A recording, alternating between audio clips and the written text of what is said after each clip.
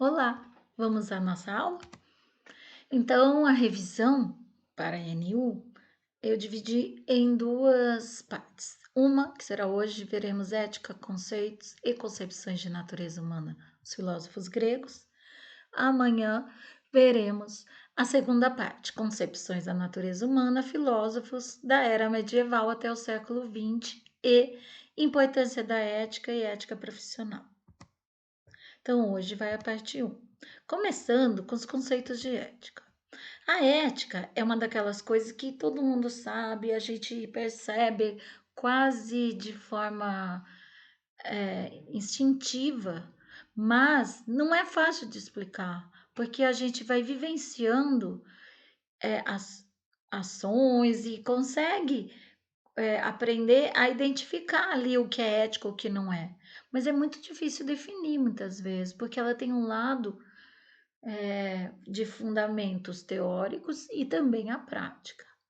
Tradicionalmente, ela vai ser entendida como um estudo, uma reflexão científica ou filosófica e às vezes até teológica sobre os costumes ou sobre as ações humanas. Então, a ética é uma reflexão sobre as ações humanas, com uma preocupação a respeito da moral relacionada com essas ações. A ética pode ser vista, então, como estudo das ações ou dos costumes, e pode ser a própria realização de um tipo de comportamento. Então, ela tem duas concepções. A concepção de, de ser um conceito da filosofia, um estudo, e o outro é a ética prática, né? Você vê uma conduta e poder definir se é ética ou não. Então, ela tem essas duas bases.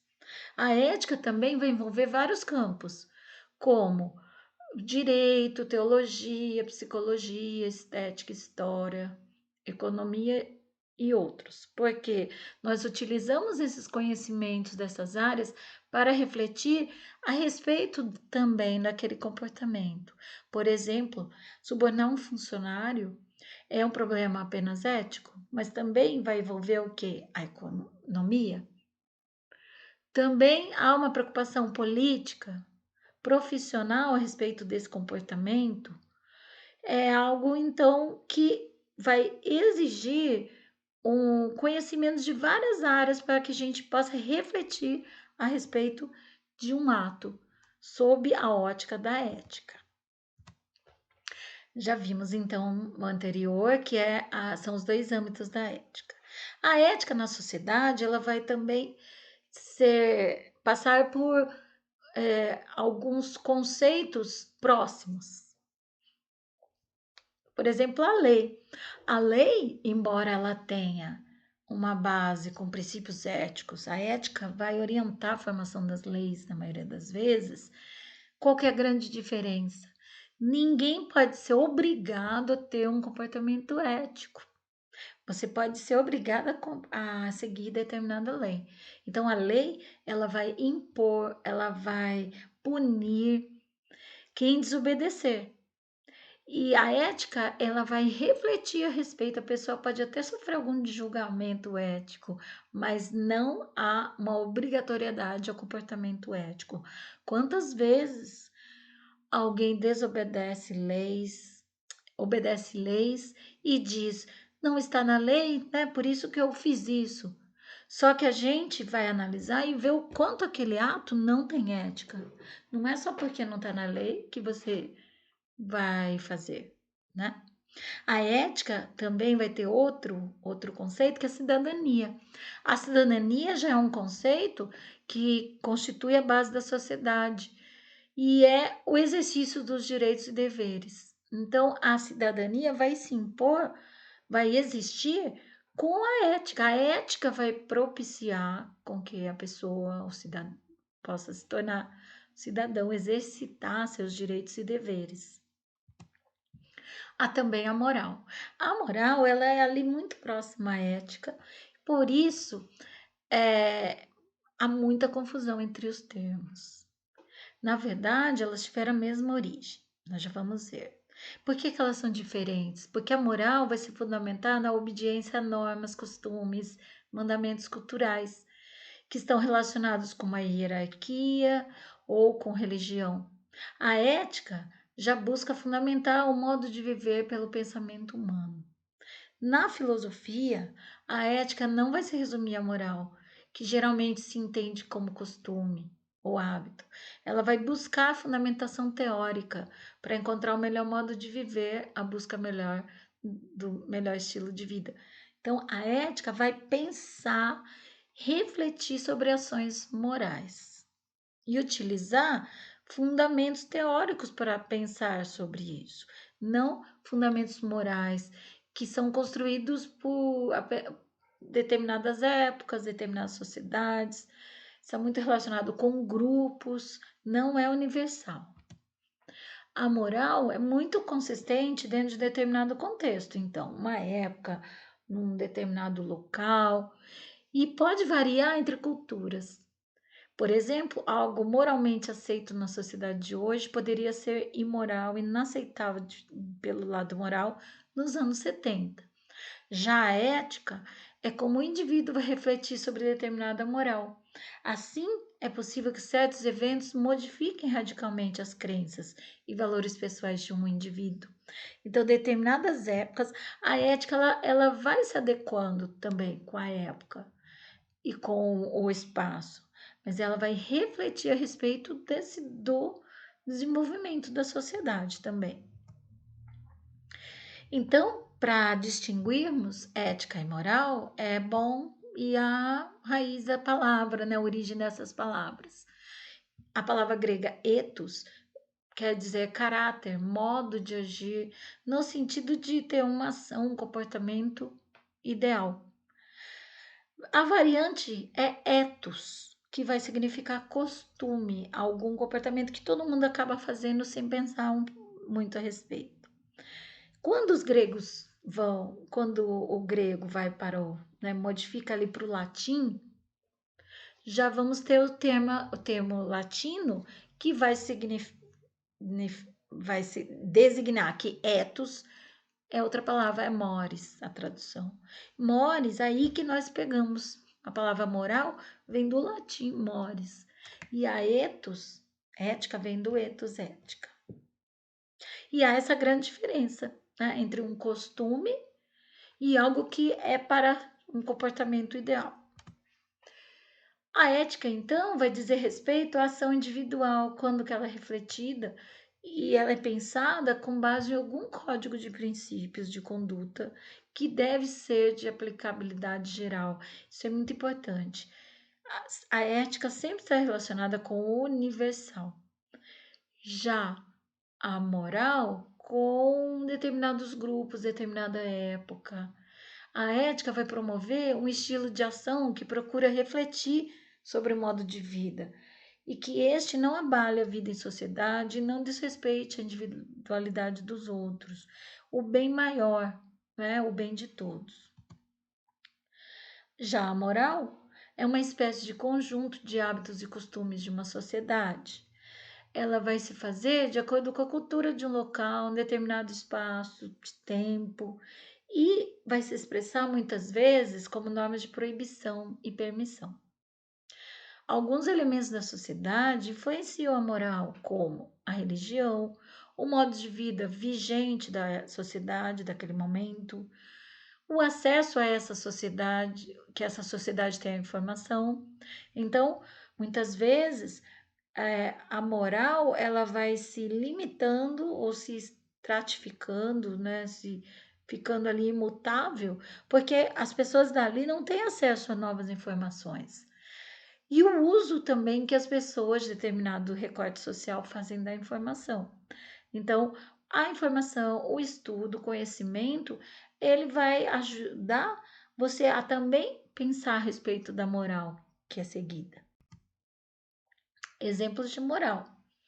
O comportamento moral ele é moldado social e culturalmente, ou seja, tabus e permissões morais vão sendo modelados de acordo com o desenvolvimento social dos povos.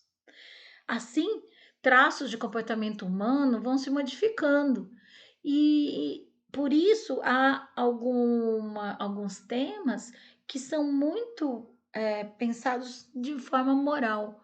Por exemplo, as normas de conduta em relação ao sexo e à sexualidade. Um exemplo é a proibição do sexo fora do matrimônio como norma, a homossexualidade como um tabu. O tratamento à mulher também é algo que tem é, fundo moral, né? Dependendo da época, ali a mulher casada, separada não poderia, era mal vista, não poderia exercer todas as funções sociais, trabalhos também que não eram permitidos às mulheres, e direitos e deveres também. Então, esses temas aqui, eles têm muita relação com a moral, tanto que eles foram se modificando com o tempo. E a ética, alguns exemplos: respeitar as leis que sejam justas, procurar agir com justiça, não se apropriar indevidamente do que não é seu e não prejudicar os outros, respeitar o convívio social. Agora vamos para o segundo ponto da revisão de hoje, que são as concepções da natureza humana, os filósofos gregos. São 4, né, os principais, há muitos outros, mas eu selecionei os 4. Vocês não precisam se preocupar com a história deles, a data de nascimento e de morte, porque eu nessa videoaula, nesses slides, eu já selecionei o que é mais importante sobre eles, que são os conceitos, as concepções da natureza humana e sua relação com a ética. Vocês podem estudar para a N1 apenas pelos slides, ok? Podem ler os textos, se quiserem, que vai ajudar, anteriores, mas em slides é melhor olhar, estudar só esse. Então vamos ver. Heráclito de Éfeso, Sócrates, Platão e Aristóteles. Heráclito, ele foi um dos primeiros filósofos. E o que ele fala? Ele fala da constante mutabilidade da natureza. Uma das observações principais de Heráclito foi ele, ao ficar perto de um rio, ele ficou olhando, e o rio passava, né, as corredeiras, e ele falou: o mesmo homem nunca se banha no mesmo rio, pois outras são as águas e o outro é o homem. Ele percebeu que a cada segundo a natureza se transforma. E o homem, fazendo parte dessa natureza, também tem essa mutabilidade. A mutabilidade constante do homem é algo intrínseco, inerente, faz parte da natureza humana, assim como faz parte da natureza das coisas. Nos tempos dos primeiros filósofos, eles não separavam o homem da natureza, eles pensavam de uma forma única, o homem e a natureza. O que é importante para a gente aqui? Que o Heráclito foi o primeiro a perceber que o homem ele está ali em constante modificação e evolução. E isso faz com que na sociedade a gente também tenha que ter essa preocupação de entender que as coisas modificam. Logo em seguida vem o Aristóteles. Eu coloquei Sócrates, desculpa. Eu coloquei aqui o Sócrates, antes do Sócrates, o oráculo de Delfos, que era o lugar onde os gregos iam para perguntar, questionar sobre as coisas. E havia uma resposta, né? Uma coisa mitológica. Mas estava escrito na frente: conhece-te a ti mesmo. Sócrates pensava sobre isso e usava como uma das suas ideias principais, que para ele ter o conhecimento de si mesmo valeria como uma das as coisas que mais valor na vida, esse estudo, esse conhecimento de si mesmo. E o oráculo dizia: se você quer saber de algo, primeiro você vai ter que se conhecer a si mesmo. Segundo Aristóteles, o estudo filosófico da própria natureza humana se originou em Sócrates. Então, Sócrates nunca escreveu nada e ele era um mestre professor de Platão e Aristóteles também, e Aristóteles também foi aluno de Platão depois. Então, tudo que nós sabemos de Sócrates foi escrito pelos seus discípulos, que foram Platão e Aristóteles.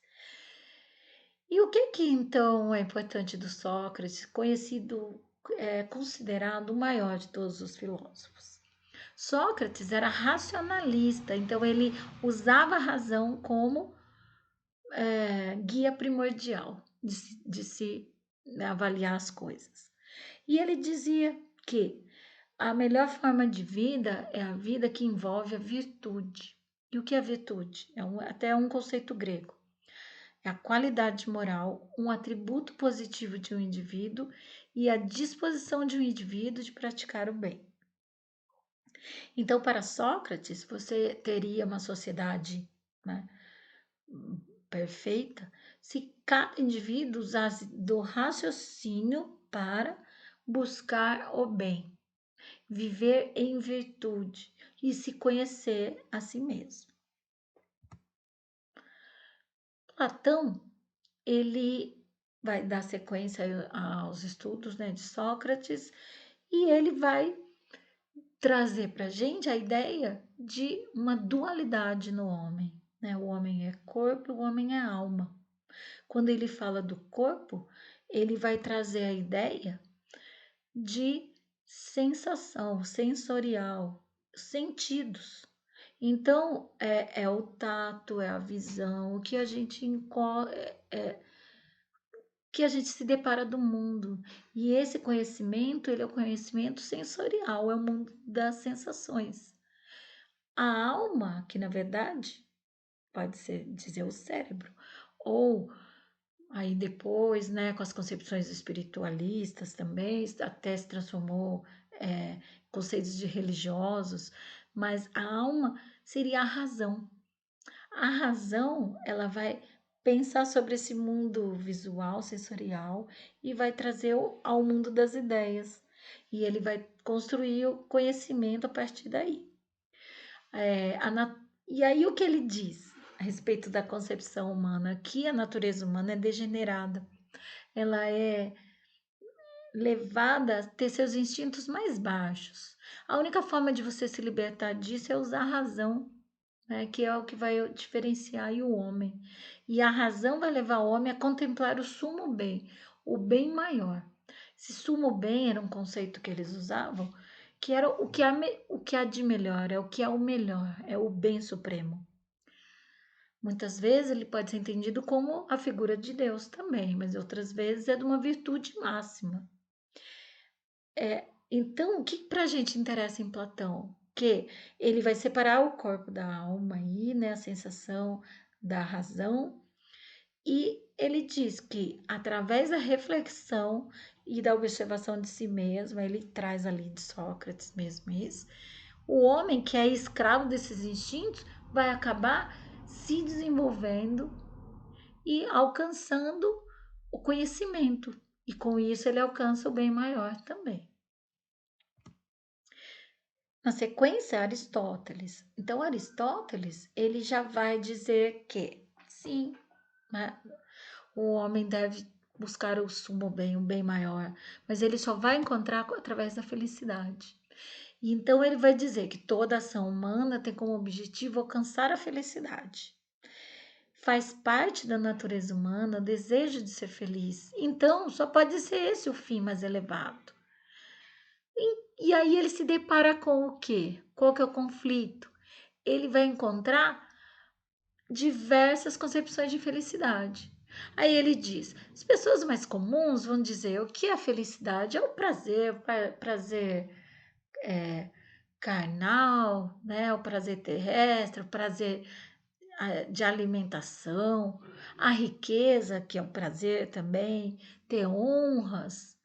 E isso é felicidade para os mais simples. No entanto, para as pessoas sábias, a felicidade, ela é um fim. E aí, para ele definir o que é felicidade, como ele fez para definir a felicidade? Ele vai classificar em 3 modos de vida que as pessoas têm e vai explicar ali se eles levam à felicidade.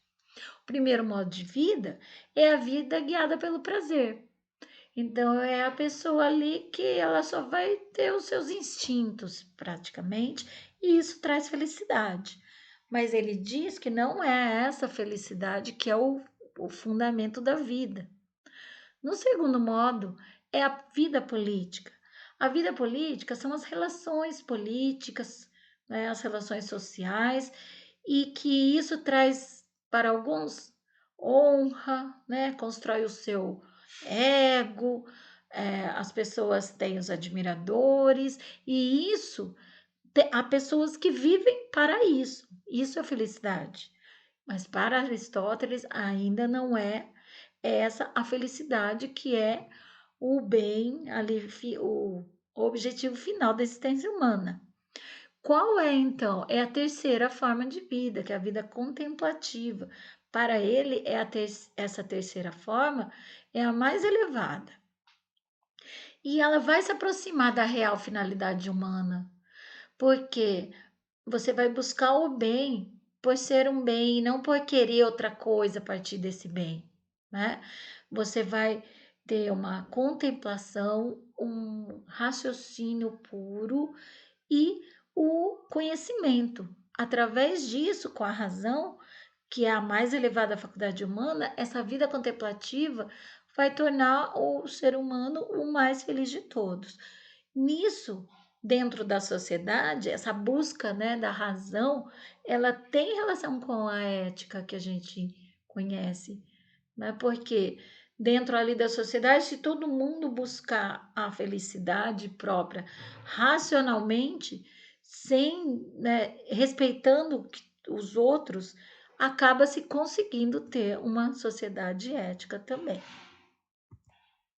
Aqui eu fiz um resumo dos quatro, tá? Dei uma olhada aí. Então, Heráclito de Efeso vai falar da mutalidade inerente ao homem. Sócrates fala do desafio de se conhecer a si mesmo e de se buscar a vida com virtude. Platão vai falar sobre o corpo e a alma, o mundo sensitivo e o mundo das ideias perfeitas. E a razão vai fazer com que o homem consiga aprender, desenvolver o seu conhecimento. Aristóteles vai falar que o objetivo maior da existência humana é alcançar a felicidade, mas a felicidade só virá com a vida contemplativa. Então, é isso, obrigada. Até a próxima aula. A gente vai fazer a parte 2. Até mais.